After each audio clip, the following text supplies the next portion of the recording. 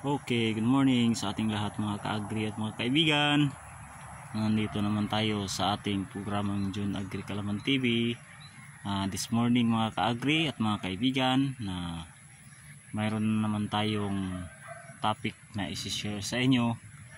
Ito po yung aming sitaw na 33 days na simula po ng aming itinanim, no, mga ka-agri. Ito po yung ang Kaniko seeds, no. Variety po ay Kaniko, Montenegro. Nagsisimula na po na namumulaklak, malapit ng lumabas yung mga bulaklak niya. Mayroon ng mga maliliit, no. Bago ang lahat, maraming salamat po sa atin pong lahat ng mga subscribers, sa mga viewers po natin, at saka sa hindi pa po nakapag-subscribe na bago pa po sa ating YouTube channel. Mga ka-agri at mga kaibigan, ay inanyayahan po namin kayo mag-subscribe sa aming YouTube channel, ang June Agri Kalaman TV, at patuloy po na suportahan ang aming YouTube programa namin sa agrikultura, no, mga ka-agri.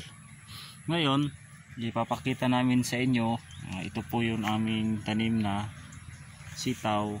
Nagsisimula na silang may mga maliliit na bulaklak at may mga langgam, no, pero okay lang yan kasi mag-i-spray po tayo ng lanit, no. Okay na yan.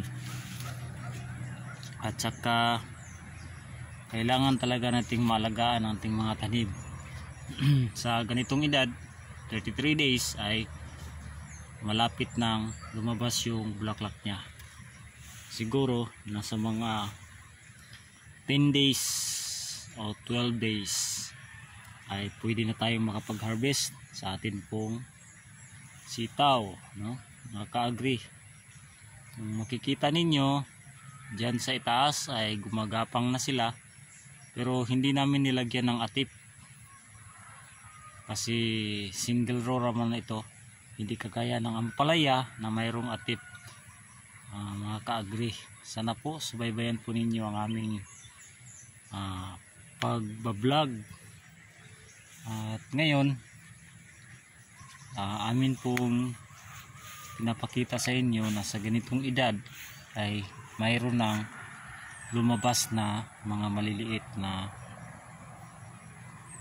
bulaklak. Kaya kung gusto nyong magtanim ng sitaw, ay mayroon kaming mga guide na ginawa sa aming YouTube channel para po makatulong kami sa mga idea sa mga new beginners na gustong magsimulang magtanim ng gulay, no, mga ka-agri. Ito po yung Montenegro Kaniko seeds kasi matibay siya sa init at matibay rin sa ulan, at hindi masyadong matakaw ng abono. Kasi alam nyo mga ka-agri, ito po yung abono na once a week lang kami nag-aabono dito, drenching, no. Sa isang drum na amin pong makakasya na iabono dito ay maglagay lang po kami ng simula po ng unang pakain namin ito dito ay 3 kilos. Next week na naman ay nag-a-add po kami ng 1 kilo, naging 4 na kilo. At next week na naman, every week ay nag-a-add po tayo ng 1 kilo. At pagka abot po ng 10 kilo, no, ng abono, ay i-maintain na po natin yan. Kasi yan po ay fruiting stage na ang atin pong tanim na sitaw. I-maintain na lang po natin. Maintenance po ng kanyang abono ay nasa 10 kilo every week, no. Hindi magastos kasi every week tayong aabono. Hindi kagaya ng ampalaya na every 3 days ay nag-a-apply tayo ng abono. Ito every 7 days o 1 week mga ka-agri. Yan lang po ang amin pong maisishare sa inyo. At God bless po sa ating lahat. At maraming salamat po. At magandang araw uli po sa inyo.